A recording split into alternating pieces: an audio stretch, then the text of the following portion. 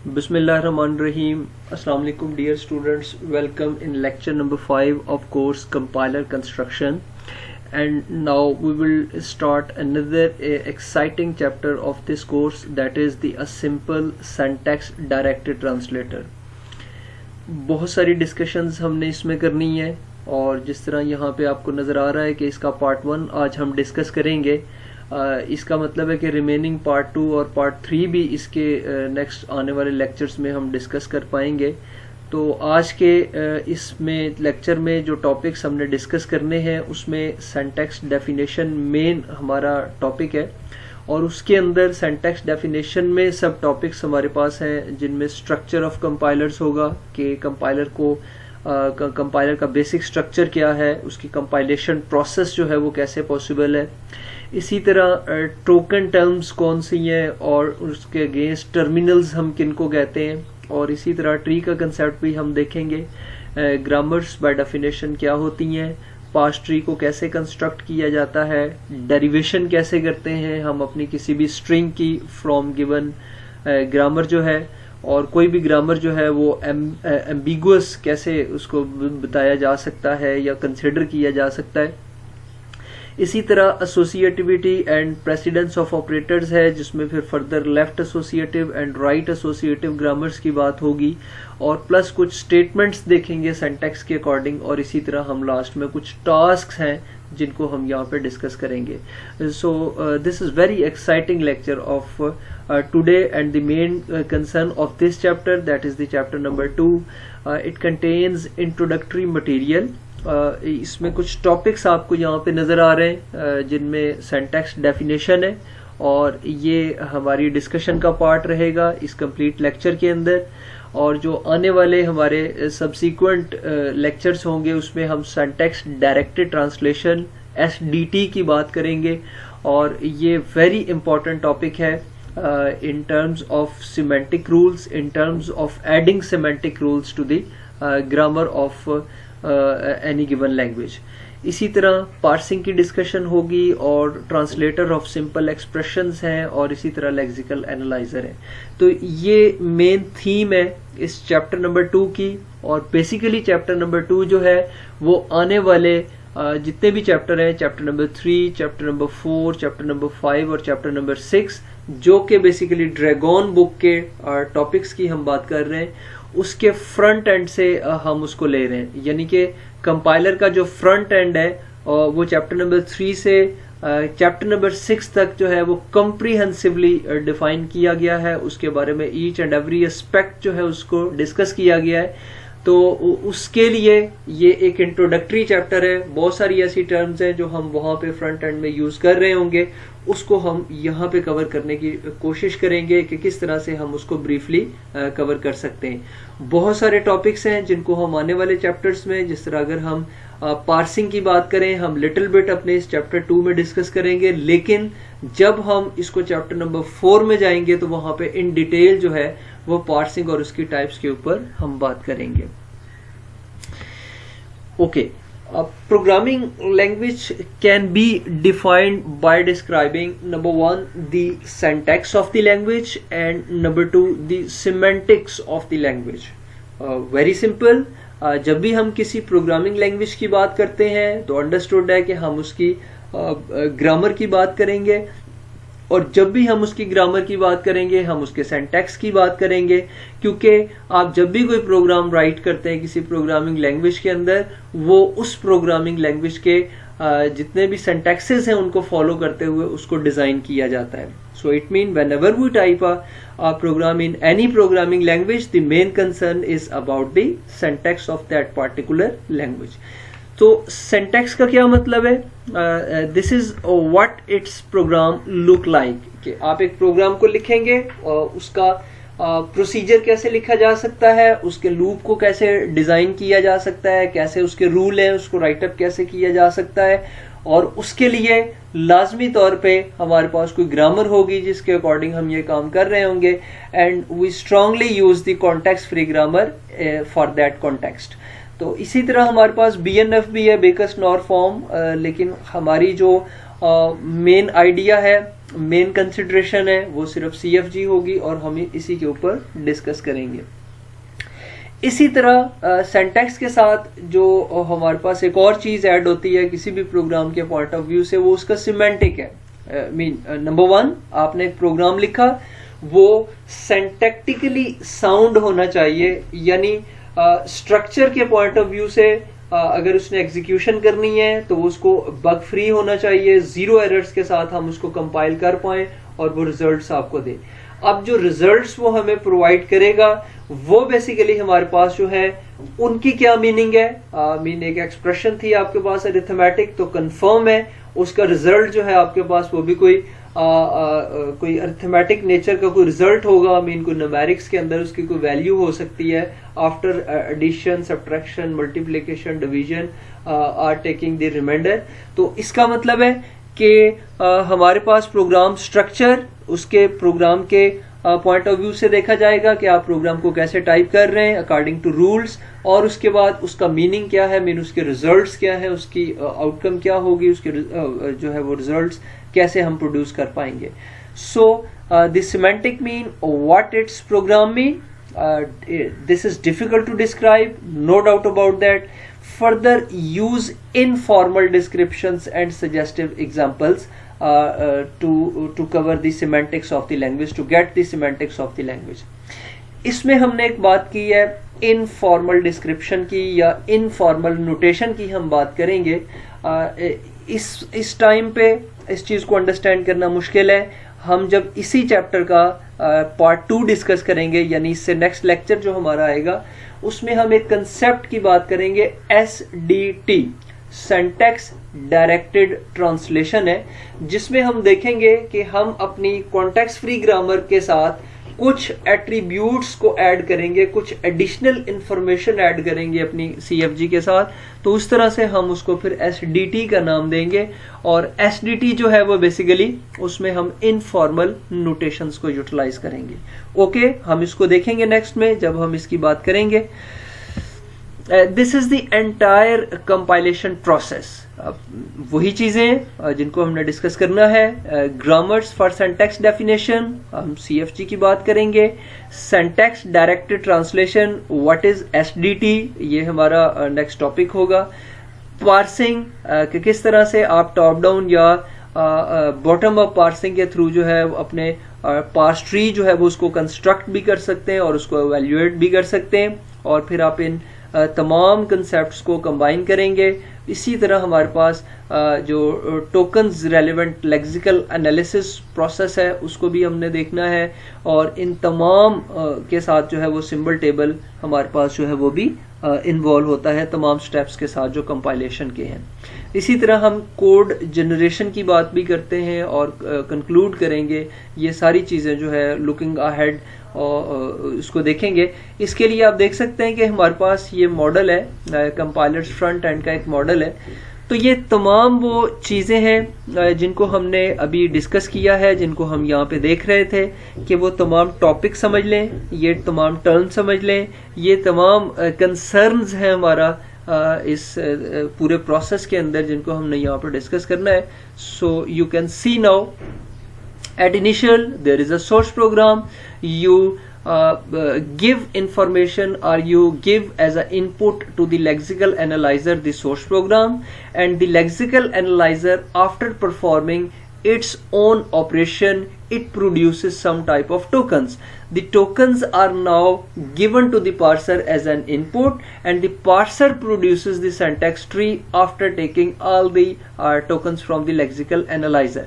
So the syntax tree is basically given to the third phase, that is known as the semantic analysis, which after processing the semantic action produces another abstract syntax tree, simply जिसमें हमारे पास जो है वो type checking के operation भी perform हो जाते हैं। ये प्रीवियस लेक्चर्स में हमने ये कंप्लीट इसके प्रोसेस को देखा भी था, और इसके साथ ही हम इंटरमीडिएट कोड जनरेटर की तरफ चले जाते हैं जो कि 4th फेज ऑफ कंपाइलर है, और यहाँ पे हमारा जो फ्रंट एंड है वो कंप्लीट हो जाता है कि सोर्स प्रोग्राम मिला लेक्सिकल एनालाइजर को, लेक्सिकल एनालाइजर ने टोकन प्रोड्यूस किए, पार्सर को दिए, पार्सर ने उसके अगेंस्ट जो है वो ट्री जनरेट किया, और जिसमें आफ्टर जो उसकी टाइप चेकिंग होने के बाद अनदर ट्री बनेगा आफ्टर थर्ड जो उसका प्रोसेस है कंपाइलेशन का, और इस तरह से हम अपने इंटरमीडिएट कोड जनरेशन की तरफ चले जाएंगे, और जो कि हमें 3 एड्रेस कोड जो है वो प्रोवाइड करेगा। और इन तमाम ऑपरेशंस के साथ, इन तमाम स्टेजेस में हमारे पास जो मेन कंसर्न है वो सिंबल टेबल का है, क्योंकि सिंबल टेबल जो है वो टोकन्स की इंफॉर्मेशन को स्टोर भी करता है, जो लीगल आइडेंटिफायर्स हैं उनकी इंफॉर्मेशन को स्टोर करता है, उनकी मेमोरी जो है उसको देखता है, और इसी तरह से है जो रिमेनिंग फेजेस हैं वो सिंबल टेबल को अपडेट करते चले जाते हैं। तो यही बात हमने यहाँ पे की है कि ग्रामर्स फॉर सिंटैक्स डेफिनेशन, जो कि पूरा कंपाइलेशन का प्रोसेस है, उसमें ग्रामर्स की बात भी होती है, पार्सिंग की बात भी करते हैं, और उसमें प्लस कुछ सिमेंटिक्स ऐड करेंगे तो एसडीटी की बात करेंगे, लेक्सिकल की बात होगी, सिंबल टेबल की कंसिडरेशन है, और फिर इंटरमीडिएट कोड जो है उसको आप जनरेट करते हैं। तो ये कंप्लीट डायग्राम जो है ये कंपाइलर के फ्रंट एंड के मॉडल को रिप्रेजेंट करती है, उसका एक कंप्लीट मॉडल आप इसको कंसिडर करते हैं। इसको हम ऐसे भी देख सकते हैं, this is the structure of our compiler. You can see here the character streams are given as an input to the lexical analyser, which after processing produces the token streams, and the token streams are basically then provided to the second phase, that is the syntax analysis.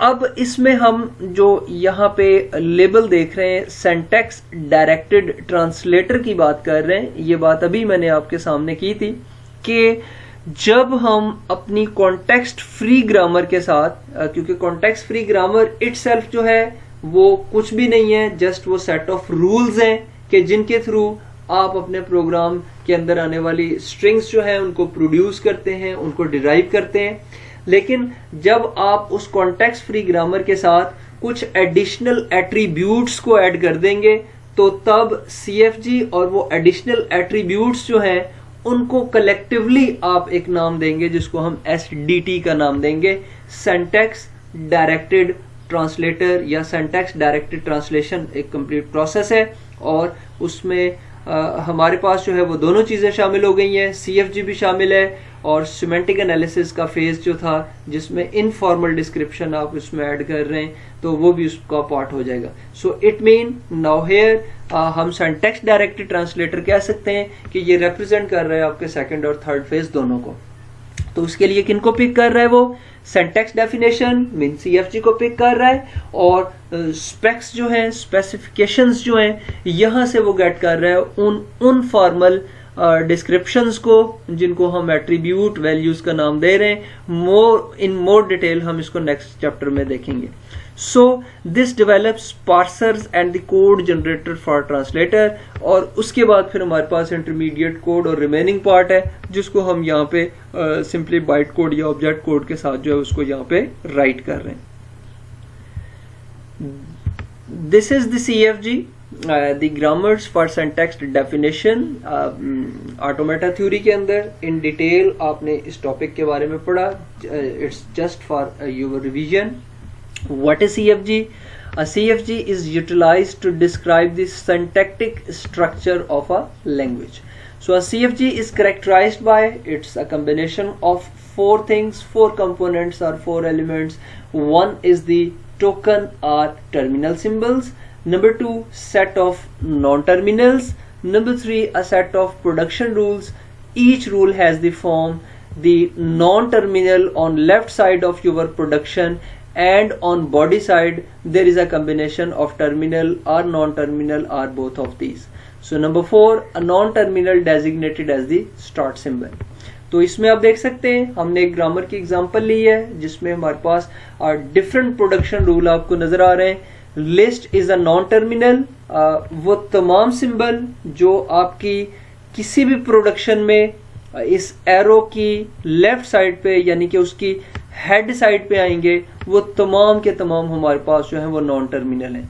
So it's clear, list is a non terminal and digit is also a non terminal. इसके मुकाबले में वो तमाम symbol यानी non terminal symbol वो होते हैं हमारे पास ग्रामर में जो रिप्लेसेबल होते हैं। जिस तरह अब हम कह रहे हैं कि अगर हमारे पास लिस्ट है तो आप इस लिस्ट को रिप्लेस कर सकते हैं किसके साथ, लिस्ट प्लस डिजिट के साथ। मीन एक बॉडी, एक प्रोडक्शन बॉडी है, आप इसके साथ इसको रिप्लेस कर सकते हैं, लिस्ट की जगह आप इसको राइट डाउन कर सकते हैं।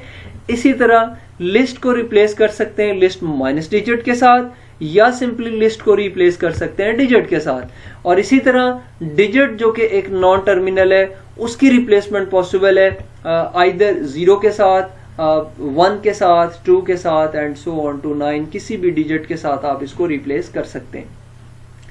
इसी तरह आपकी इस कॉन्टेक्स्ट फ्री ग्रामर के अंदर वो तमाम सिंबल्स जो फर्दर रिप्लेस नहीं हो सकते, जिसमें ऑपरेटर्स भी शामिल हैं। जिस तरह आप देख रहे हैं प्लस इज एन ऑपरेटर, ये प्लस की फर्दर समझ लें एक्सप्लेनेशन पॉसिबल नहीं है, माइनस की फर्दर एक्सप्लेनेशन पॉसिबल नहीं है। These are the end symbols, इनके आगे फिर हमारे पास सिंबल प्रोड्यूस इनसे नहीं हो सकते। जिस तरह हमने डिजिट से तो 0 1 2 प्रोड्यूस कर लिए हैं, लेकिन आप प्लस माइनस के साथ फर्दर कोई प्रोड्यूस चीज नहीं कर सकते। इसलिए हमारे पास जो प्लस माइनस है वो बेसिकली टर्मिनल सिंबल्स हैं। इसी तरह हमारे पास वो सिंबल जो डिजिट से आपने प्रोड्यूस किए थे मीन 0 है, 0 की फर्दर एक्सपेंशन पॉसिबल नहीं है, आप इसको फर्दर एक्सपेंड नहीं कर सकते, 1 को नहीं कर सकते, 2 को नहीं कर सकते and so on. So it mean 0 1 2 and so on to 9, all these are the terminals. So simply this is the difference between non-terminals and terminal.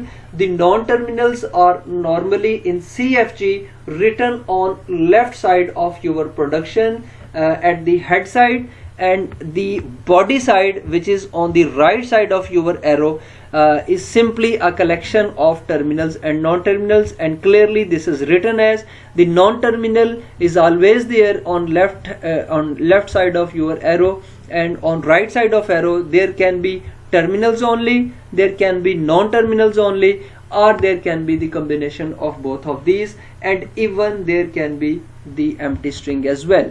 So एक complete line, अगर list replaceable list plus digit है, ये एक complete line है, ये एक complete rule है, ये हमारे पास एक प्रोडक्शन कंसिडर होती है। इसी तरह list into list minus digit, this is also a production. List into digit, list can derive digit, and this is also a production, and the fourth one is also a production। और इसमें multiple productions हैं। Digit replace हो रहा है 0 के साथ, ये एक प्रोडक्शन है। डिजिट रिप्लेस हो रहा है 1 के साथ, ये एक प्रोडक्शन है। डिजिट रिप्लेस हो रहा है 2 के साथ, ये एक प्रोडक्शन है, and so on. Digit replace हो रहा है 9 के साथ, एक प्रोडक्शन है। अब चूंकि ये तमाम जो टोकन्स थे, जो टर्मिनल्स थे, उनका जो प्रोड्यूस करने वाला नॉन टर्मिनल है वो सेम है, इसलिए हमने इन सब को एक साथ इस तरह से और ऑपरेशन के साथ इनको यहाँ पे राइट कर दिया और सिंबल के साथ। So digit is replaceable with 0, digit is also replaceable with 1, digit is also replaceable with 2 and so on to 9. So all these are known as the productions. अब इस कॉन्टेक्स्ट फ्री ग्रामर को आपने जिस first rule के through समझ लें, इसको design करना स्टार्ट किया है, इसका जो फर्स्ट टॉप लेफ्ट सिंबल है हम उसको इस ग्रामर का स्टार्ट सिंबल कंसीडर करते हैं। So a non terminal designated as the start symbol in given grammar, the list is known as the start symbol of given grammar. हमने यहाँ पे बात की, ये आप देख सकते हैं, हमने पॉइंट नंबर 1 पे बात की थी कि CFG is characterised by number 1 a set of tokens और टर्मिनल्स। मीन हम डिफरेंट नेमिंग कन्वेंशंस को यूज कर रहे हैं। हम कह रहे हैं आप टोकन भी कह सकते हैं, आप इसको टर्मिनल्स भी कह सकते हैं। So simply the lexical analyser, the first phase of compiler reads the characters of the source program, groups them into lexically meaningful units called lexemes। ये बारहा इसके ऊपर बात हो चुकी है, हर लेक्चर में तकरीबन इसके ऊपर बात होती है कि आपका जो सोर्स प्रोग्राम है उसका जो कैरेक्टर स्ट्रीम्स है उसको लेक्सिकल एनालाइजर जो है वो उसको 1 by 1 कैरेक्टर लेता है। जब उसका एक वो कलेक्टिव एक सीक्वेंस ऑफ कैरेक्टर्स को मिल जाते हैं, वो उसको एक लेक्सीम कंसिडर करता है और उस लेक्सीम के अगेंस्ट वो क्या करता है, and produce as output tokens representing these lexeme, वो टोकन प्रोड्यूस करेगा. So it mean we can say the token term is related to the lexical analyser of the compilation process. Number 2, the token names are abstract symbols, no doubt, that are used by the parser for syntax analysis. अब ये जो token बन गए वो हम previous diagrams में भी अभी हमने देखा था जब हमने इसके मॉडल की बात की है कि टोकन जो लेक्सिकल एनालाइजर प्रोड्यूस करता है वो नेक्स्ट फेज में जो है, ये आप देख सकते हैं, वो नेक्स्ट फेज में जो है वो पार्सर उनको गेट करता है, यानी कि सिंटैक्स एनालिसिस जो है वो उसको गेट करता है. So often we shall call these token names as terminals. तो हम इन tokens को वहां पे parsing phase के अंदर हम इनको terminal consider कर लेते हैं क्योंकि वो further replaceable नहीं है, further वो expandable नहीं है, since they appear as terminal symbols in the grammar for a programming language. So in syntax analysis, often the tokens and terminals are used interchangeably, synonymously. So it mean आप tokens का word use कर लें, token की term use कर लें, या आप terminals की टर्म यूज कर लें, कोई बिग डिफरेंस नहीं है. ये सिंटैक्स एनालिसिस के अंदर हम कोई भी टर्म इसमें से यूज कर लेते हैं और ये इंटरचेंजेबली हम इसको यूज करते भी हैं. सो फॉर यूर कन्वीनियंस, अगर आप समझते हैं कि आपने इसमें क्लैरिफिकेशन करनी है तो हम कह सकते हैं कि टोकन्स जो हैं वो लेक्सिकल एनालाइजर प्रोड्यूस करता है और जो सिंटैक्स एनालिसिस है वो उन्हीं टोकन्स को टर्मिनल कंसिडर करता है. क्यों टर्मिनल कंसिडर करता है? क्योंकि हमने सेकंड फेज में सिंटैक्स एनालिसिस में अभी ग्रामर मेन कंसर्न होता है हमारे पास, सिंटैक्स एनालिसिस का ग्रामर CFG. तो CFG की डेफिनेशन के अंदर हम अपने टर्मिनल जो हैं, यानी कि वो सिंबल्स जो फर्दर रिप्लेसेबल नहीं है, जिस तरह प्लस माइनस 0 1 2 3 4, हम इनको टोकन की बजाय नॉर्मली हम इनको टर्मिनल कंसीडर करते हैं. So by definition of context free grammar, it's a combination of 4 things. One is the terminal, second one is the non terminal, third one is the production rule and fourth one is the start symbol. I hope कि आपको token और terminal का जो concept है उनका comparative concept जो है वो अब बहुत अच्छे तरीके से समझ आ गया होगा. This is a parse tree. The root of the tree is labeled by the start symbol. Okay. Each leaf of the tree is labeled by a terminal or a token. वही बात है, या टर्मिनल कह दें या token कह दें, और इवन इसमें empty string भी आपकी आ सकती है. Let's say for example, यहाँ पे आप एक ट्री को देख रहे हैं. अगर हम इस ट्री की बात करें तो A जो है वो हमारा इस ट्री का रूट है और इसको हम अपनी प्रोडक्शन का कह लें स्टार्ट सिंबल कंसीडर कर सकते हैं. यानी हम अगर इसको लिखना चाहें तो हम इस फॉर्म में लिख सकते हैं जिस तरह आपको यहाँ पे नजर आ रहा है कि A derives x1 x2 and so on to xn. अब अगर x1 को आप x कंसीडर करें, x2 को y कंसीडर करें, x3 को आप z कंसीडर करें, तो इस तरह से हमारी जो ये डेरिवेशन बनती है वो बनेगी A derives x y z. So it mean A जो है हमारा, जब आप इसका अपनी इस प्रोडक्शन में से ट्री की बात करें या ट्री से प्रोडक्शंस की बात करें तो उस सेंस में आप कह सकते हैं कि रूट ऑफ ट्री जो है उसको आप स्टार्ट सिंबल कंसीडर करेंगे. Here A representing the root, so in grammar it will be the start symbol. Each leaf of the tree is labeled by a terminal. So X is a terminal, Y is a terminal, Z is a terminal. There is also a possibility that you can have here the empty string as well in leaf side. So each interior node is labeled by a non-terminal. Interior node normally आपके पास वो होता है कि जिसके further child's होते हैं हमारे पास और जो आफ्टर प्रोसेसिंग रिजल्ट्स जो है अपने इंटीरियर नोड को प्रोवाइड करते हैं. तो मुझे उम्मीद है कि डेटा स्ट्रक्चर्स के अंदर आपने इन डेप्थ जो है वो इन कंसेप्ट्स को देखा होगा. तो हम ज्यादा बात यहाँ पे नहीं करेंगे क्योंकि ये ऑलरेडी कंसेप्ट्स जो हैं वो आपके पास यहाँ पे होंगे.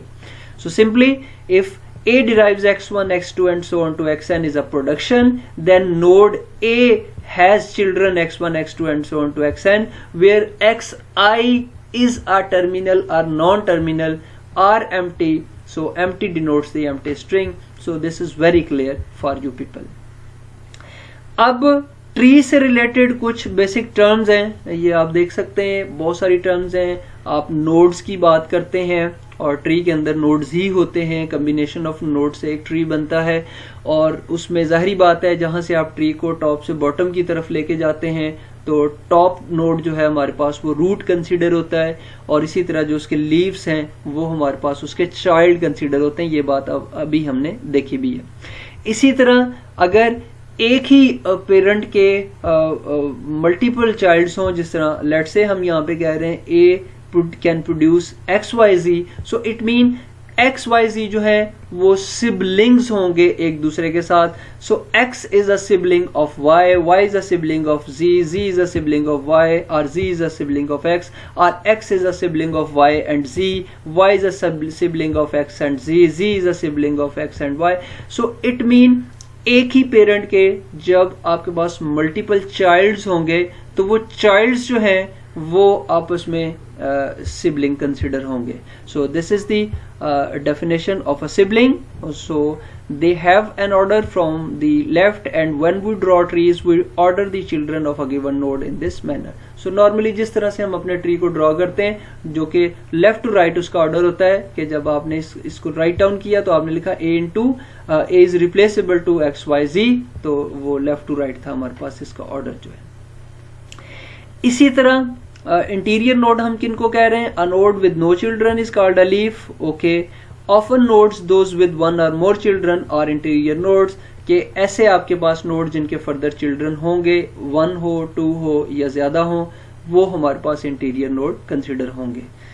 Okay, and there is another concept that is the descendant of a node n is either n itself, a child of n, a child of a child of n and so on। descendants आप किसको कह रहे हैं कि node n जो है वो itself भी एक डिसेंडेंट है, और उसका जो चाइल्ड होगा वो भी उसका डिसेंडेंट है, और उस चाइल्ड का आगे चाइल्ड होगा वो भी उसका डिसेंडेंट है, और ये प्रोसेस तरह चलता रहेगा। So for any number of levels we may say that node n is an ancestor of node m if m is a descendant of n। so इस तरह से हमारे पास बहुत सारी टर्म्स हैं जो कि ट्री से रिलेटेड हैं, और ये इसका आइडिया जो है वो लाजमी तौर पे आपको बहुत अच्छे तरीके से होना चाहिए। ये हमारे पास एक ग्रामर है, वही हम जो सिंटैक्स की बात कर रहे हैं, सिंटैक्स डेफिनेशन की बात कर रहे हैं, और इसको अभी हमने देखा भी था अपनी इस ग्रामर को। So according to this grammar ये हमें दो चीजें इसमें जो इसकी बाय डेफिनेशन हमें समझ आ रही है वो ये है, ये एक ऐसी ग्रामर है जो हमारे पास नंबर्स जनरेट कर सकती है इन रिजल्ट, और वो नंबर्स जो होंगे वो आफ्टर एडिशन या आफ्टर सब्ट्रैक्शन जो है वो प्रोड्यूस हो सकते हैं, और ये भी पॉसिबिलिटी है कि वो 1 डिजिट के number without operation of plus and minus भी जनरेट हो सकते हैं। सिंपली अगर लिस्ट को अगर आपने 5 प्रोड्यूस करना है तो 5 प्रोड्यूस करने का क्या तरीका है कि लिस्ट को डिजिट में कन्वर्ट करें, डिराइव करें इससे, और डिजिट से डिराइव कर लें डायरेक्टली 5 को। सो it mean without involving any type of operator you have produced the label 5। so या फिर आप प्लस का या माइनस का ऑपरेशन जो है वो पॉसिबल है इसके साथ कर सकते हैं। ये और ऑपरेशन है, और को रिप्रेजेंट करता है कि अगर मल्टीपल टर्मिनल्स के का सेम एक ही नॉन टर्मिनल हो तो आप उसको कंबाइन फॉर्म के अंदर इस तरह से और नोटेशन के साथ भी राइट डाउन कर सकते हैं। So we can have written list into list plus digit. आप देख सकते हैं कि लिस्ट के 3 प्रोडक्शन रूल हैं। आप लिस्ट को कन्वर्ट कर सकते हैं लिस्ट प्लस डिजिट में, लिस्ट को कन्वर्ट कर सकते हैं लिस्ट माइनस डिजिट में, और लिस्ट को कन्वर्ट या ड्राइव कर सकते हैं डिजिट के साथ। तो आप देख सकते हैं हमने तीनों रूल्स को एक साथ यहाँ पे राइट कर दिया, जिस तरह हमने यहाँ पे डिजिट के साथ इसको राइट डाउन कर दिया है। सो ये अंडरस्टूड है, ये ऑलरेडी थ्योरी ऑफ ऑटोमेटा के अंदर इन डेप्थ आप लोग ये पढ़ चुके होंगे। हम एक और ग्रामर की बात करते हैं, and this is related to the function call. और अब यहाँ पे देखें कि हमारे पास प्रोडक्शन रूल्स यहाँ पे राइट किए गए हैं एक ग्रामर के, और उसके अकॉर्डिंग आप देख सकते हैं call is a non terminal and it can produce or in the body of call there is ID into optional parameters, OPT optional and PARAMS parameters. So it means this is optional parameters and this is the ID. ID mean identifier. आप जब भी किसी functions को normally write down करते हैं तो उसमें आपने देखा होगा कि फंक्शन का नेम होता है और फंक्शन के नेम के साथ जो है वो ब्रैकेट्स होती हैं, उसकी पैरेंथेसिस होती है जिसमें हम पैरामीटर्स की लिस्ट जो है वो उसको राइट करते हैं। और वो आप ऑलरेडी जानते हैं, बहुत सारी प्रोग्रामिंग लैंग्वेज का नॉलेज आपके पास है कि फंक्शन का नाम लिखने के साथ जब आप उसके पैरामीटर लिस्ट प्रोवाइड करते हैं तो उसमें मल्टीपल ऑप्शन है। आप कोई भी पैरामीटर प्रोवाइड ना करें, ये भी एक ऑप्शन है। आप एक पैरामीटर उसमें प्रोवाइड करें, आप उसमें दो पैरामीटर अप्लाई उसमें प्रोवाइड करें, तीन अप्लाई प्रोवाइड करें। सो पॉसिबिलिटी है हमारे पास 0 और 1 2 3 एनी नंबर ऑफ टाइम आप उसमें पैरामीटर जो है वो पास कर सकते हैं। सो आईडी यहां पे रिप्रेजेंट करेगा आइडेंटिफायर के लिए। और ये मैंने अपने प्रीवियस लेक्चर्स के अंदर जब स्टार्ट के लेक्चर हमने लिए थे वहां पे बात हुई थी कि आइडेंटिफायर्स जो है वो सिर्फ रिलेटेड टू वेरिएबल नहीं है, इसका मतलब है वेरिएबल भी और लैंग्वेज के अंदर यूटिलाइज होने वाले कांस्टेंट भी और इसी तरह डेटा टाइप्स भी और इसमें फंक्शन नेम्स भी, क्लास नेम्स भी, ये सारी चीजें जो हैं ये आइडेंटिफायर कंसीडर होती हैं। तो इसलिए हम एक जर्नल नोटेशन यहाँ पे हमने आईडी की लिखी है, तो इसका मतलब आइडेंटिफायर है और आइडेंटिफायर के अंदर यहाँ पे फंक्शन का नेम है जिसको हम यहाँ पे पॉइंट आउट करना चाह रहे हैं। सो फ्रॉम वेरी स्टार्ट हम जब इसका फर्स्ट प्रोडक्शन लिखेंगे तो कॉल हमारे पास इस ग्रामर का स्टार्ट सिंबल है, इससे हम प्रोड्यूस करेंगे आईडी और ऑप्शनल पैरामीटर्स। आईडी हमारे पास एक ऐसी चीज है जो फर्दर आप यहाँ पे देख सकते हैं यहाँ पे हमें नहीं मिल रही। सो इट मीन कि इसको हम फिल वक्त जो है वो एक ऐसा टर्मिनल कंसिडर कर रहे हैं जो फर्दर रिप्लेसेबल नहीं है। इसी तरह ऑप्शनल पैरामीटर जो है वो एक नॉन टर्मिनल है और इसमें दो पॉसिबिलिटीज हैं, या तो ये पैरम्स देगा मीन कोई पैरामीटर्स देगा और या फिर एम्प्टी स्ट्रिंग भी यहाँ पे हो सकती है। एम्प्टी स्ट्रिंग का मतलब है कि no optional parameters will be there as in a function calls list of parameters.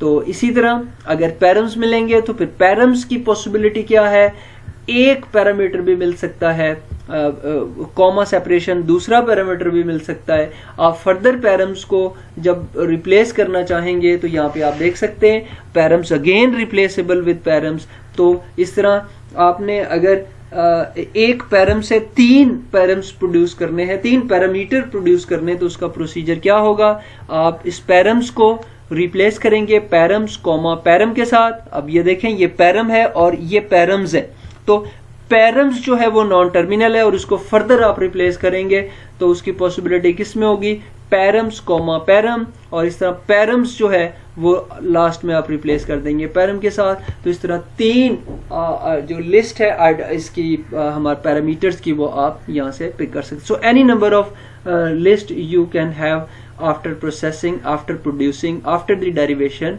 Of this grammar.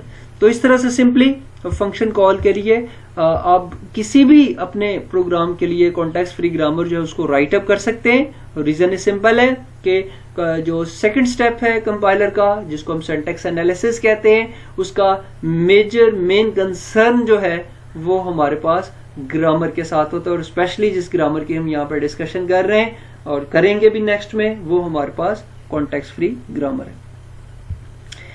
इसी तरह कुछ टर्म्स हैं रिलेटेड टू CFG या related to automata, related to your whole expressions. A string of tokens is a sequence of 0 और more tokens. Okay, string आपकी possible है, उसमें tokens होते हैं और इसमें 0 टोकन हो सकता है। 0 का मतलब एम्प्टी स्ट्रिंग है, मोर टोकन का मतलब है कि गिवन लिस्ट ऑफ जो भी आपके पास कैरेक्टर्स हैं ABC वो हो सकते हैं। तो स्ट्रिंग आपको भी बताए कि वो एम्प्टी स्ट्रिंग भी एक स्ट्रिंग है और इसमें ABC भी एक स्ट्रिंग है, A सेपरेट भी एक स्ट्रिंग है, 5 भी एक स्ट्रिंग कंसीडर होती है। So this string containing with 0 tokens written as empty and is known as the empty string. A grammar derives strings by beginning with the start symbol and repeatedly replacing the non-terminal by the right side of a production for that non-terminal, and this is very clear, this is very simple.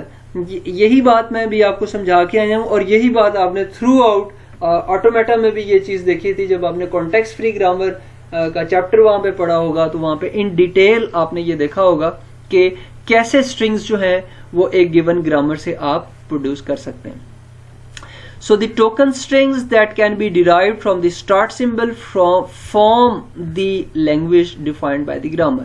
तो जितनी भी possible strings हैं जो आप अपने grammar के start symbol से start होते हैं, और उसमें से जो स्ट्रिंग्स आप प्रोड्यूस करते चले जाएंगे, जितनी भी स्ट्रिंग्स प्रोड्यूस होंगी तो उन स्ट्रिंग्स की कलेक्शन को आप एक लैंग्वेज का नाम देंगे। So the grammars are used to derive strings. Okay, use the context-free grammar defined on the earlier slide. We can derive the string 9 minus 5 plus 2 as follow. हमारे पास एक string है और string जो है वो है 9 minus 5 plus 2, और हम इसको प्रोड्यूस करना चाहते हैं, और इसके लिए जो हमारे पास पॉसिबल ग्रामर है वो हम पहले देख चुके हैं। ये यहाँ पे आपने देखा भी था, दिस इज योर ग्रामर। आप इसको अपने सामने राइट अप कर लें, वैसे वेरी सिंपल है, ये आप इसको अंडरस्टैंड कर पाएंगे। ये ग्रामर है और इस ग्रामर से हमने अपनी स्ट्रिंग जो है वो प्रोड्यूस करनी है, और स्ट्रिंग हमारे पास जो है वो 9 minus 5 plus 2 उसको हम प्रोड्यूस करना चाह रहे हैं। सो फर्स्ट रूल हमने अडॉप्ट किया, लिस्ट इज रिप्लेसेबल और you can derive from list to list plus digit, and this is the production rule number P1 representing production 1। और उसके बाद आपने जो प्रोडक्शन 1 का रूल था वो ये था हमारे पास कि लिस्ट जो है वो रिप्लेसेबल है लिस्ट प्लस डिजिट के साथ। तो इसमें आपने क्या किया है, आपने इसको अडॉप्ट किया, यहाँ पे लिस्ट से आप लिस्ट प्लस डिजिट प्रोड्यूस कर रहे हैं। फिर अगेन इस लिस्ट से आप क्या प्रोड्यूस कर रहे हैं, ये यहाँ पे देख रहे हैं कि लिस्ट माइनस डिजिट का रूल आपने अप्लाई किया है, और ये हमारे पास सेकंड प्रोडक्शन रूल था उस ग्रामर में जो अभी हम देख के आए हैं। So list can be replaced by list minus digit, और ये आपने अप्लाई किया है। नेक्स्ट में फिर इस लिस्ट को आपने डिजिट में कन्वर्ट कर दिया है। रिमेनिंग जो आपकी स्ट्रिंग समझ लें या रिमेनिंग ग्रामर सिंबल्स हैं वो एज इट इज हैं। तो इस लिस्ट को आपने यहाँ पे डिजिट में कन्वर्ट किया है, और इसके लिए थर्ड प्रोडक्शन रूल आपने अडॉप्ट किया है जिसका रूल था कि list is replaceable with digit, और इसी तरह फिर डिजिट को आपने 9 में कन्वर्ट किया है, and this is the P4 production number 4 in your given grammar where the digit non terminal can produce the terminal symbol 9। तो इसी तरह फिर 1 by 1 आपने इस डिजिट 5 को प्रोड्यूस किया है जो कि अगेन प्रोडक्शन 4 का पार्ट है। इसी तरह इस डिजिट को आपने 2 इससे प्रोड्यूस किया है जो कि हमारे पास प्रोडक्शन 4 का पार्ट था। सो सिंपली एक गिवन ग्रामर के ऊपर एक पार्टिकुलर स्ट्रिंग जो है उसको हमने यहाँ पे प्रोड्यूस किया। अब इसी के अगेंस्ट हम इसका ट्री भी जनरेट कर सकते हैं, very simple. This derivation could also be represented via a parse tree. So you can see here इसके प्रोडक्शन रूल्स जो 1 by 1 रिप्लेसमेंट के साथ हम यूज करते चले गए, उनके थ्रू हमने इस ट्री को जनरेट किया है। So from very start list is replaceable to list plus digit. So here you can see list is replacing list plus digit. फिर अगेन हमने लिस्ट को कन्वर्ट किया लिस्ट माइनस डिजिट में, तो आप देख सकते हैं इस लिस्ट को हमने कन्वर्ट किया लिस्ट माइनस डिजिट के साथ। फिर थर्ड वन आपने लिस्ट को डिजिट में किया है, तो आप देख सकते हैं लिस्ट को हमने डिजिट में कन्वर्ट किया है, और फिर इस डिजिट को आपने 9 में कन्वर्ट किया, ये आप देख सकते हैं। और फिर इसी तरह ये सेकंड डिजिट को 5 में किया है, तो हमने इस डिजिट को 5 में, और लास्ट में राइट मोस्ट डिजिट को 2 में किया है, तो हमने इस राइट मोस्ट डिजिट को 2 में कन्वर्ट कर दिया। तो इस तरह एक गिवन ग्रामर के ऊपर किसी स्ट्रिंग को डिराइव करना और उसके अगेंस्ट पार्स ट्री जनरेट करना ये कोई बिग डील नहीं है, वेरी सिंपली आप जो है ये टास्क परफॉर्म कर सकते हैं। So the ambiguity, so where is the ambiguity? So there is a question. ये एम्बिग्विटी का कंसेप्ट है। एम्बिग्विटी हम किसको कहना चाह रहे हैं? यहाँ पे एक डेफिनेशन तो कंफर्म है, आपको पता होनी चाहिए। अगर एक गिवन स्ट्रिंग के लिए, जिस तरह हमारे पास अगर इसी केस की बात करें तो स्ट्रिंग हमारे पास है 9 minus 5 plus 2, अगर एक गिवन स्ट्रिंग के लिए गिवन ग्रामर के ऊपर एटलीस्ट 2 डिफरेंट मेथड्स ऐसे हैं कि जिनके थ्रू आप उस ट्री को कंस्ट्रक्ट कर सकते हैं, तो आपका जो ग्रामर है वो हमारे पास एम्बिगुअस कंसिडर होगी. So again, if your grammar can produce more than one parse tree for the same string, then this grammar is known as the ambiguous grammar. Okay, यहाँ पे आप देख सकते हैं. So let's say consider the following CFG. So the grammar is equal to combination of 4 things. First is the non-terminal, so string representing here the non-terminal, and second one, this is a set of terminals plus minus 0 1 2 3 4 5 6 7 8 9, and P representing production, and this string representing simply the start symbol of your grammar. So with productions P is equal to, अगर आपके पास ये grammar है, string is replacing string plus string के साथ, या string replace कर सकते हैं string minus string के साथ, या string को replace कर सकते हैं 0 1 से लेकर 9 तक. So this grammar is ambiguous. क्यों हम इसको ambiguous कह रहे हैं? Because more than one parse tree generates the string 9 minus 5 plus 2. कैसे होगा इसको हम देख लेते हैं. ये आप देख रहे हैं कि एक ही आपके पास ट्री है, एक ही स्ट्रिंग है 9 minus 5 plus 2, और उसके अगेंस्ट जो है वो आप क्या कर रहे हैं, 2 डिफरेंट पार्स ट्री जनरेट कर रहे हैं. So simply first production rule आपने अडॉप्ट क्या किया है, प्लस का रूल अडॉप्ट किया है, स्ट्रिंग को रिप्लेस कर रहे हैं स्ट्रिंग प्लस स्ट्रिंग के साथ. फिर इस लेफ्ट चाइल्ड को आप क्या कर रहे हैं, स्ट्रिंग को रिप्लेस कर रहे हैं स्ट्रिंग माइनस स्ट्रिंग के साथ, और फिर 1 by 1 आपने स्ट्रिंग को 9 5 और 2 में कन्वर्ट किया, और ये फर्स्ट पार्स ट्री है. इसी तरह सेकंड में आपने क्या किया है कि फर्स्ट रूल आपने जो अडॉप्ट किया है वो माइनस का है. So it mean string is replacing string minus string, and then this string minus this string, and then this right child string is replacing string plus string. तो इस तरह से आप एक ही आपके पास जो गिवन स्ट्रिंग थी उसके ऊपर आपका जो ग्रामर है वो 2 डिफरेंट वेज आपको प्रोवाइड कर रहा है जिनके थ्रू आप इसकी किसी भी स्ट्रिंग को प्रोड्यूस कर सकते हैं. लेकिन ये याद रहे, हर एक स्ट्रिंग जरूरी नहीं है. अगर एक ग्रामर एम्बिगुअस है तो उससे प्रोड्यूस होने वाली हर स्ट्रिंग के एक से ज्यादा पाथ हो सकते हैं, लेकिन अगर किसी एक केस के लिए भी वो एक स्ट्रिंग के एक से ज्यादा पाथ प्रोवाइड आपको कर रहा है, ज्यादा डिजाइन प्रोवाइड कर रहा है, तो इसका मतलब है वो ग्रामर आपके पास एम्बिगुअस कंसीडर होगी. इसी से रिलेटेड वेरी इंपॉर्टेंट टॉपिक्स है हमारे पास, associativity of operators. So the left associative operators, आपने ये पढ़ा होगा अपनी प्रोग्रामिंग लैंग्वेज के अंदर, ये कंसेप्ट्स देखे होंगे. Left associative grammar, right associative grammar, या लेफ्ट एसोसिएटिविटी और राइट एसोसिएटिविटी हमारे पास क्या है. अगर आप एक एक्सप्रेशन को from left to right solve करें तो ये लेफ्ट एसोसिएटिव ग्रामर है. यहाँ पे आप देख सकते हैं कि जिस तरह left associative operators have left recursive production है, एक प्रोडक्शन आपको दी गई है. लेफ्ट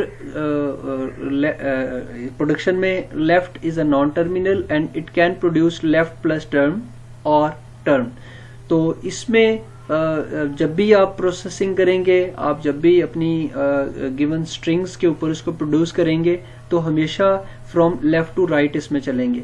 तो नॉर्मली जो हमारे पास अरिथमेटिक एक्सप्रेशंस हैं जिसमें स्पेशली प्लस माइनस शामिल है, उसको आप फ्रॉम लेफ्ट टू राइट जो है वो एसोसिएटिव ऑर्डर के अंदर सॉल्व करते हैं. या कंप्लीट जो बॉर्ड मैथ रूल है उसमें आप देखें कि DMAS डिवीजन, मल्टीप्लिकेशन, एडिशन और सब्ट्रैक्शन है.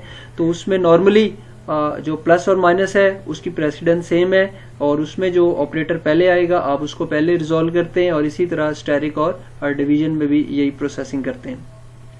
सो string A plus B plus C has the same meaning as A plus B in a set in a parenthesis and then plus C. तो इसमें भी आप देखें कि from left to right, left associative का मतलब है कि a प्लस बी, पहले इसका एक सोल्यूशन होगा, एक रिजल्ट मिलेगा और उस रिजल्ट के साथ c को ऐड करेंगे। आप इसको इस वे में भी राइट कर सकते हैं कि a plus be with in parenthesis और प्लस c इसके साथ आप ऐड कर रहे हैं। Same like that, right associative operators have right recursive productions like that. Right is a non-terminal and it can produce term equal to right और term. तो इसमें आप देख सकते हैं कि जिस तरह इक्विवेलेंस है कि term is equal to right है, तो इसका मतलब कि राइट पे जो आपकी एक्सप्रेशन है या ऑपरेंड होगा, वैल्यू होगी, वो आपको मिलेगी लेफ्ट पे जो टर्म है या लेफ्ट पे जो ऑपरेंड है उसको मिलेगी। So it mean the way of execution of this expression will be from right to left. So in this case we can say the equal operator is working as the right associative nature. So simply string a equal b equal c has the same meaning as a equal and within parenthesis b is equal to c. So it mean c value जो है वो assign होगी b को, और जो b के पास result होगा, या सारी बात है एक ही रिजल्ट होगा पूरी एक्सप्रेशन के बाद, वो रिजल्ट जो है वो फिर a को मिल जाएगा। So in this way the left associative operator and the right associative operators behave. इसके लिए हमारे पास एक इसमें ट्री देखते हैं। इसमें एक लेफ्ट ट्री जो आपको नजर आ रहा है ये जनरेट कर रहा है parse tree for left associative grammar, और ये राइट पे जो है इस प्रोड्यूस कर रहा है parse tree for the right associative grammar. So this is the expression 9 minus 5 and minus 2. So for that you can see here कि जो इसमें प्रोड्यूस किया है इस ग्रामर को, उसमें जो हमारे पास प्रोसेसिंग है वो लेफ्ट एसोसिएटिव होने की वजह से जो इसकी डाउनवर्ड आप देख सकते हैं साइज है ट्री का वो मैक्सिमम है। So it mean you are taking actions on the given tree, on the given productions from left to right. तो आपने लिस्ट को लिस्ट माइनस डिजिट में कन्वर्ट किया और फिर लिस्ट को रिप्लेस किया है लिस्ट माइनस डिजिट में, और फिर उसमें भी आपने लेफ्ट साइड को लिया है और लिस्ट को डिजिट और डिजिट से 9 आपने प्रोड्यूस किया है। इसके अल्टरनेट में आप अगर इसको देखें तो एक्सप्रेशन हमारे पास है a is equal to b is equal to c है। तो इसमें हमने कैसे प्रोड्यूस किया इसको, according to our grammar previous page पे जो हमने देखी थी जिसकी हम यहाँ पे बात कर रहे थे, right is replaceable with term is equal to right या फिर टर्म के साथ। तो इसमें आप देख सकते हैं right is replaceable with letter, आप इसको टर्म हम वहाँ पे नाम दे रहे हैं, हम यहाँ पे लेटर एक ही बात है। Letter is equal to right और फिर लेटर जो है वो a है, राइट को आपने अगेन एक्सपेंड किया है लेटर इक्वल राइट में, और लेटर आपके पास सेकंड b मिला, और राइट को आपने फर्दर एक्सपेंड किया लेटर में और लेटर से आपको जो है वो c मिल रहा है। So in this way the left associative and right associative grammars can be produced, can be written, and the processing of your given strings can be performed, or the parse tree can be generated by using the left associative or the right associative grammars.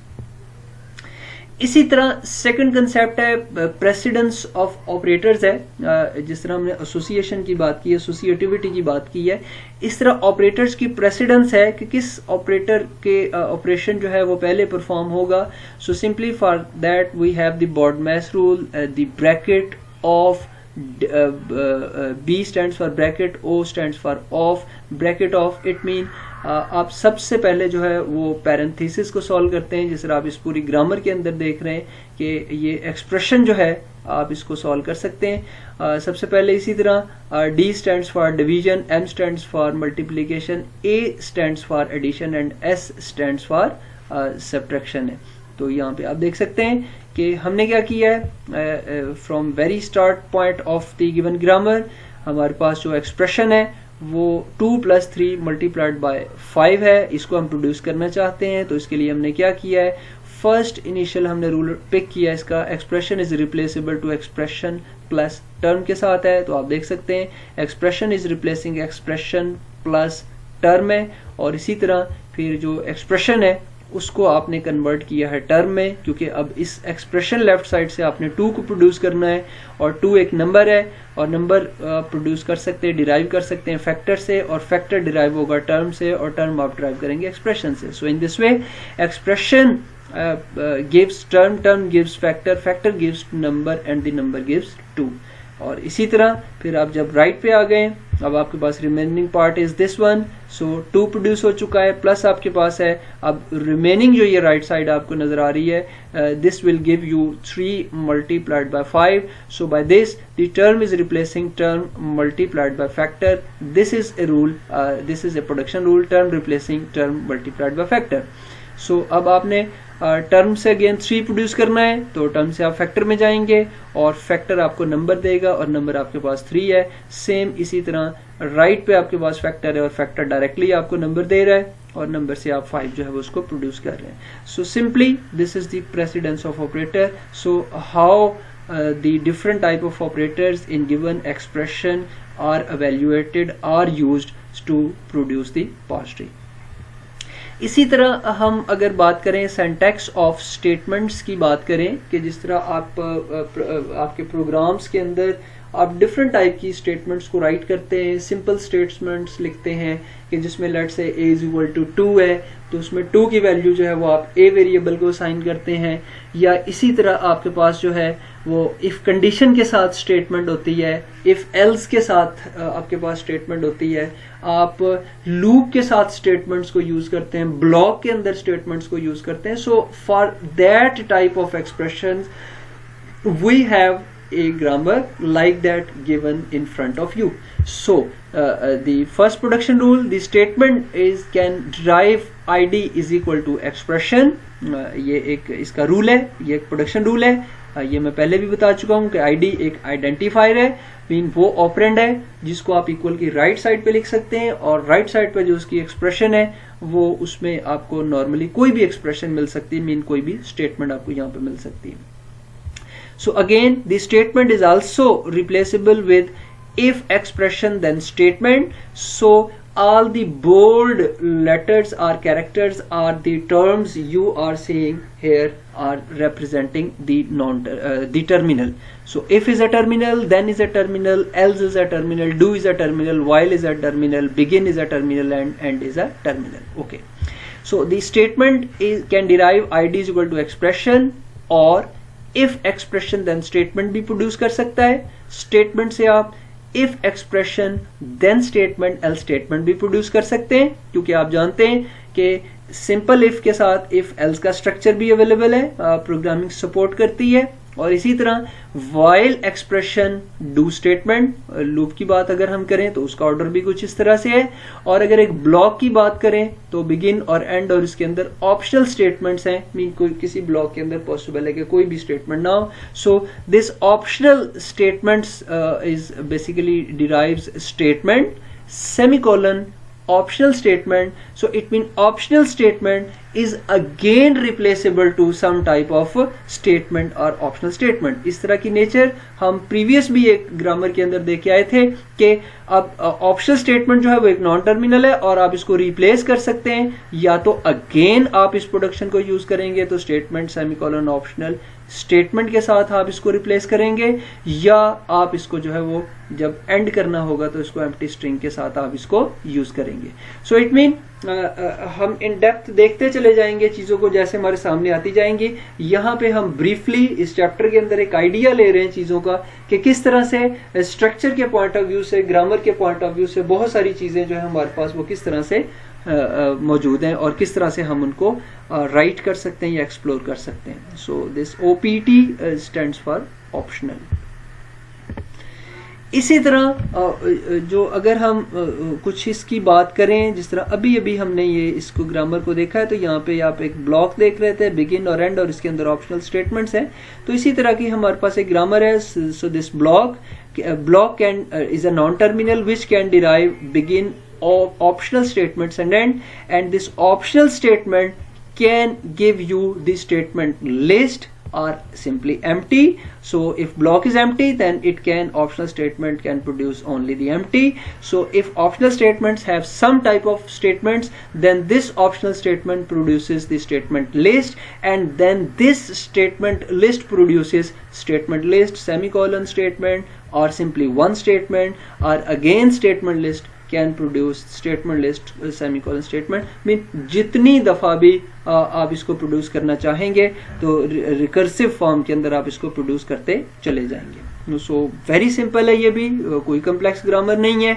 इसमें भी आप एक block ले रहे हैं और उस block के अंदर पॉसिबल है कि 0 स्टेटमेंट हो और पॉसिबल है कि मोर देन 0 स्टेटमेंट भी इसमें हो सकती हैं। तो इसमें आप इजी वे के अंदर जो है वो उनको प्रोड्यूस कर सकते हैं just by using the rewriting of production rules of the given grammar. So what is this grammar for? Simply एक ब्लॉक के लिए बनाई है जिसमें सेट ऑफ स्टेटमेंट्स आपके पास 0 भी हो सकती हैं, 0 से ज्यादा भी हो सकती हैं। So what does empty represent? Empty representing that there can be no statement in your given block. So what kind of production rule is this? किस टाइप का प्रोडक्शन रूल जो है वो इसके अंदर आ सकता है? तो इसमें आप देख सकते हैं कि जिसको हम यहाँ पॉइंट आउट कर रहे हैं, इसका मतलब है कि एक स्टेटमेंट भी आपके ब्लॉक में आ सकती है और एक से ज्यादा यानी कि स्टेटमेंट की लिस्ट भी आपको यहाँ पे मिल सकती है। तो इस तरह से आप चीजों को यहाँ पे देख सकते हैं। Here is defining a parse tree. So a parse tree pictorially shows how the start symbol of a grammar derives a string in the language. More formally, a parse tree for a CFG has the following properties. Root is labeled with the start symbol. Leaf node is a token or empty. Interior node is a non-terminal. If this is a production, A derives x1, x2 and so on to xn, then A is an interior and x1, x2 and so on to xn are children of A and maybe non-terminals are token. तो मेरा नहीं ख्याल कि इसमें कोई further explanation की ज़रूरत है। तमाम चीज़ें जो हैं वो ऑलरेडी आप अंडरस्टैंड कर चुके हैं। खासी डिटेल के अंदर हमने इसको यहाँ पे देख लिया और फर्दर ऑटोमेटा के अंदर भी आपने इन चीज़ों को देखा था। नाउ क्विकली अब हम बात करेंगे अपने कुछ CFG रिलेटेड प्रॉब्लम्स की और वो मेरी आपसे रिक्वेस्ट होगी कि आप ना सिर्फ इन प्रॉब्लम्स को देखें बल्कि खुद से इसको सॉल्व करें। जैसे जैसे प्रॉब्लम आते जाएं या वैसे वैसे इनको सॉल्व करते जाएं। हमारे पास इसका सोल्यूशन है लेकिन आप इसको खुद से सॉल्व करें और फिर दिए गए इसके सोल्यूशन के साथ इसको कंपेयर करें। सो this is A given grammar S derives SS plus और SS स्टार और A, ये हमारे पास ग्रामर है और इसके 3 प्रोडक्शन रूल हैं जो आपको नजर आ रहे हैं। Show how the string AA plus A star can be generated by this grammar. ये स्ट्रिंग कैसे प्रोड्यूस हो सकती है? सिंपल है, आप ग्रामर के स्टार्ट सिंबल से इसको स्टार्ट करेंगे और एक एक करके आप इसके जो टर्मिनल सिंबल्स हैं A उनको 1 बाय 1 प्रोड्यूस करते चले जाएंगे। जस्ट आपने देखना है कि आप किस तरह से किस वे के अंदर किस प्रोडक्शन रूल को आपने कब यूटिलाइज करना है। सेकंड वन, जो आप ट्री जनरेट कर लेंगे उसके अगेंस्ट फिर आपने पार्स ट्री भी जनरेट करना है। Number 3, what language does this grammar generate? Justify your answer. इससे ग्रामर कौन सी जनरेट होगी इसका आंसर भी आपने देना है। So I again request you people, आप इसको यहाँ पे स्टॉप करें, इसको प्रोसेस करें, खुद से इसका ट्री भी जनरेट करें, इसकी स्ट्रिंग भी प्रोड्यूस करें और इसकी लैंग्वेज जो है वो भी खुद से आइडेंटिफाई करें कि कौन सी जनरेट हो सकती है। इसके आंसर्स जो है वो आप अपने पास रखें, फिर यहाँ पे दिए गए आंसर्स के साथ उसको मैच करें। मुझे काफ़ी उम्मीद है कि ये प्रोसेस जो है वो इजीली आपको समझ आ गया होगा और आप इसका सोल्यूशन जो है इजीली फाइंड आउट कर पाएंगे।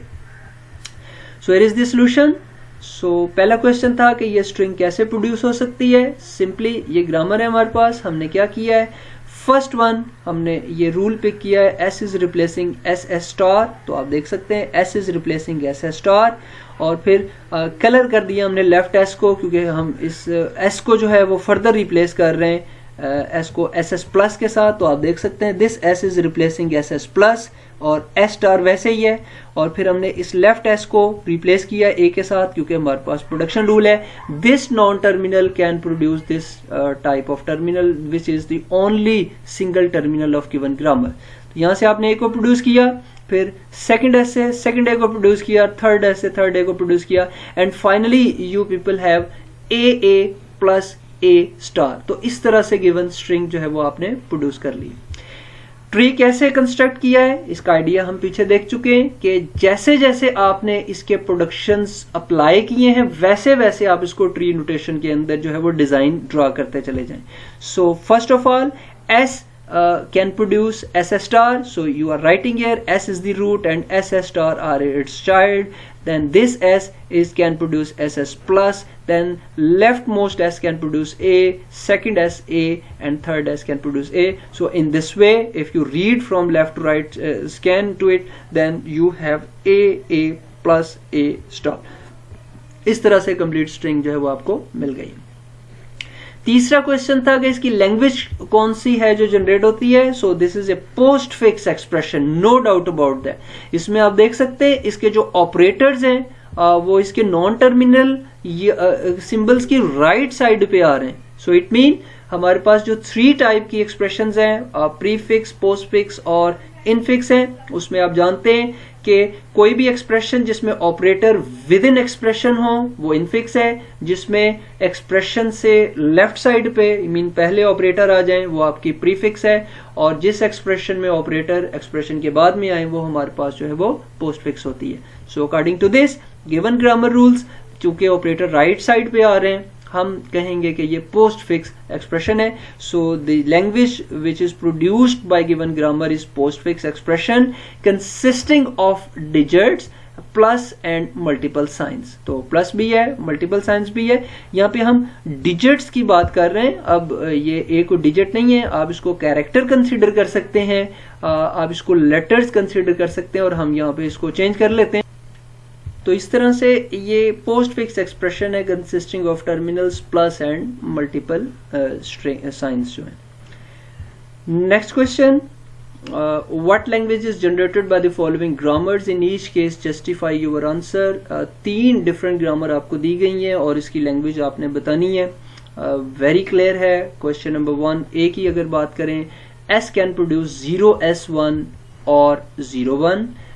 इसमें आप देख सकते हैं कि 0 जो है ऑन लेफ्ट आ रहा है, 1 ऑन राइट आ रहा है, और अगर आप इस प्रोडक्शन को भी यूज करेंगे तो S को आप जो रिप्लेस कर पाएंगे वो 01 के साथ है। So it mean it will represent total number of zeros equivalent to total number of ones. तो इस ग्रामर के अकॉर्डिंग जब भी आप प्रोड्यूस करेंगे किसी भी स्ट्रिंग को, तो उसमें नंबर ऑफ जीरोस इक्वल होंगे नंबर ऑफ वंस के, और दूसरा इसका ऑर्डर भी सिमिलर होगा कि हमेशा नंबर ऑफ जीरो पहले आएंगे और उसके बाद नंबर ऑफ वंस जो है वो उसके बाद आएंगे। सेकंड की अगर बात करें, S can replace plus SS और माइनस SS और A, और third S into can derive S and S within parentheses and into S और simply empty। इसका आंसर तो आपने देने, इसका आंसर आप फाइंड करें, खुद से इसको राइट करें, इसको आइडेंटिफाई करें, इसकी मुख्तलिफ स्ट्रिंग्स इसके ऊपर टेस्ट करें, और उसके बाद उसका एक कंक्लूड करें कि किस टाइप की लैंग्वेज जो है वो आप इसमें से जनरेट कर सकते हैं। फर्स्ट का आंसर मैंने दे दिया है, सेकंड थर्ड सबके आंसर हमारे पास अवेलेबल हैं, लेकिन आप लोगों को अगेन ये रिक्वेस्ट है कि आप लोग खुद से इसको प्रोसेस करें, और प्रोसेस करने के बाद इसके रिजल्ट्स जो हैं वो यहाँ पे दिए गए रिजल्ट्स के साथ उसको मैच करें। तो यहाँ पे आपको जितना भी टाइम लगे आप उसको यूटिलाइज करें, ताकि इस कंसेप्ट जो है वो ग्रामर का वो क्लियरली आपको मिल सके। So here are the solutions. So the language of first given grammar is L is equal to 0 power n 1 raised to power n, and such that n value can be greater than equal to 1. So the second language, इसमें operators आपकी expression symbol से left side पे आ रहे हैं, ये prefix expression है consisting of plus and minus signs। और third की अगर बात करें तो ये पैरेंथेसिस को मैच करेगा, क्योंकि एक ही हमारे पास टोकन है या एक ही टर्मिनल सिंबल है जो कि एम्प्टी स्ट्रिंग है। तो जब भी आप इसको एम्प्टी को रिप्लेस करेंगे नेट में आपको सिर्फ पैरेंथेसिस मिलेंगे। सो it mean the third language is matched brackets of arbitrary arrangements and nesting. I mean parenthesis with in parenthesis with in parenthesis any number of time with in parenthesis आपको मिल सकती हैं, और इसमें including empty जो कि optional है, आप इसमें राइट डाउन भी कर सकते हैं। सो सिंपल आप इस तरह से इसको जो है वो बता सकते हैं कि इसकी कौन सी लैंग्वेज जनरेट होती है। Further consider the following grammar. Again we have all 3 given grammars in the previous question. Which of the grammars are ambiguous? अब आपने बताना है कि कौन कौन सी grammar इसमें ambiguous है। So it's very difficult for you at very start। जब तक आप इसमें से कुछ स्ट्रिंग इनमें से पास ना कर लें, कुछ स्ट्रिंग्स को ट्राई ना कर लें और उनके पास ट्री जनरेट ना कर लें, तब तक आपको ये बताना पॉसिबल नहीं होगा। इसलिए आप एक इसमें फर्स्ट ग्रामर लें, कुछ स्ट्रिंग्स जो हैं उनको लें और उसके पास ट्री कंस्ट्रक्ट करें और देखें कि क्या इससे एक ही स्ट्रिंग के अगेंस्ट एक से ज्यादा पास ट्री जनरेट हो सकते हैं। So by definition the grammar is considered the ambiguous grammar if for a string, for a given string, it can produce more than one parse tree। तो इस तरह से आपने इसको चेक करना है कि गिवन ग्रामर एम्बिगुअस है या अनएम्बिगुअस है। तो इसके आंसर भी हमारे पास है, लेकिन अगेन आपसे यही कहेंगे कि आप इसको खुद से ट्राई करें, टेस्ट करें, प्रोसेस करें और यहाँ पे जो रिजल्ट्स गिवन है उसके साथ इनको कंपेयर करें। So according to this case, this is the first grammar, this is the first grammar and this is ambiguous। No, this is unambiguous। इसमें कोई भी आपको ऐसा स्ट्रिंग नहीं मिलेगी जिसके दो पास ट्री आप कंस्ट्रक्ट कर पाए। इसी तरह सेकंड की अगर हम बात करें तो सेकंड भी आपके पास ग्रामर जो है उसमें कोई भी ऐसी स्ट्रिंग नहीं मिलेगी जिसमें आप एक से ज्यादा पास ट्री उसके कंस्ट्रक्ट कर पाए।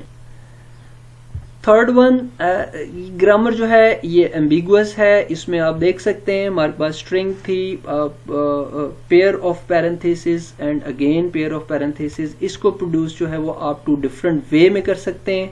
तो यहाँ पे आप देख सकते हैं एक आप कह लें कि इसको लेफ्ट एसोसिएटिव नेचर के अंदर आपने इसको रिजॉल्व किया और इसमें सेकंड केस में इसको right associative point of view से इसको सॉल्व किया है। सो टोटल रिजल्ट में आपको complete two set of parenthesis in concatenation आपको यहाँ पे मिल रही है। जो रिजल्ट है ये ट्री भी सेम रिजल्ट प्रोवाइड कर रहा है, सेकंड ट्री भी सेम रिजल्ट प्रोवाइड कर रहा है। So it mean this is possible for you कि ये गिवन ग्रामर जो है वो आपकी एम्बिगुअस है क्योंकि ये एक ही गिवन स्ट्रिंग के लिए टू डिफरेंट पार्स ट्री जो है वो उसको जनरेट कर रही है। And this is again a question, construct unambiguous context free grammars for each of the following languages। languages आपको दी गई हैं और ये ambiguous हैं, आपने इसके लिए unambiguous CFG प्रोड्यूस करनी है। So in each case show that your grammar is correct। Number 1 arithmetic expressions in postfix notation। Number 2 left associative lists of identifiers separated by comma। Number 3 right associative list of identifiers separated by comma. तो ये कुछ task हैं, ये आपको करने चाहिए क्योंकि यहाँ से आपको बहुत अच्छा आइडिया मिलेगा कि किस तरह से आप जो है वो इन लैंग्वेजेस की ऐसी ग्रामर जनरेट कर सकते हैं जो कि अनएम्बिगुअस होगी। अगेन आपकी हेल्प के लिए, आपकी इजीनेस के लिए, आपकी सपोर्ट के लिए मैं अगेन यहाँ पे सोल्यूशन दे रहा हूँ जस्ट फॉर यूर कन्वीनियंस, ताकि आप आइडिया जो है वो ज्यादा बेहतर तौर पे क्लियर कर सकें। तो यहाँ पे इनके सॉल्यूशंस भी दे रहा हूँ, लेकिन इससे पहले आप खुद से ट्राई करें, टेस्ट करें और फिर इसको गिवन रिजल्ट्स के साथ इसको कंपेयर करें। So for arithmetic expression in postfix notation, this is the grammar. So E can replace EE, E representing expression, OP that is the operator or number. So in this way, this is the unambiguous context free grammar. So number 2, left associative list of identifiers separated by comma, and this is right associative list of identifiers separated by comma. दोनों में जो difference है वो सिर्फ left associative right associative का है, और इसके लिए आप लिख रहे हैं list replacing list comma ID और या फिर आईडी के साथ, और इसमें लिख रहे हैं कि list replacing ID comma list या फिर आईडी के साथ। तो इस पे थोड़ा सा टाइम लगाएं, सॉल्यूशन आपको दे दिए, आप इनको टेस्ट करें और इनके अगेंस्ट जो है कुछ वैल्यूज आईडी के अगेंस्ट कुछ प्रोड्यूस करके स्ट्रिंग इनमें से पास करके आपने चेक करनी है। So this is specially a question, ये इसका सोल्यूशन आपको नहीं, आपने खुद से बनाना है, यहाँ पे सोल्यूशन आपको नहीं मिलेगा। Construct CFG for Roman numerals. Roman numerals कौन से होते हैं वो आप जानते हैं, रोमन के अंदर जो आप राइट अप करते हैं, जैसे आप देख रहे हैं कि डेसिमल नंबर 1 2 3 4 5 है, और इनके अगेंस्ट जो है वो रोमन नंबर्स जो हमने यहाँ पे जनरेट किए हैं। सो इसी तरह 11 12 से 20 तक और इसके रोमन है, और या फिर नेक्स्ट इससे भी आप आगे जाएं तो इन्हीं के कम्बिनेशन से, रोमन सिंबल के कम्बिनेशन से आप नए डेसिमल नंबर प्रोड्यूस कर सकते हैं। So the question is very simple, construct a CFG for Roman numerals. तो अगर मैंने 15 प्रोड्यूस करना है XV के साथ, तो आपकी ग्रामर के अंदर कोई प्रोडक्शन रूल ऐसे होने चाहिए जो हमें ये 15 प्रोड्यूस करके दे सके।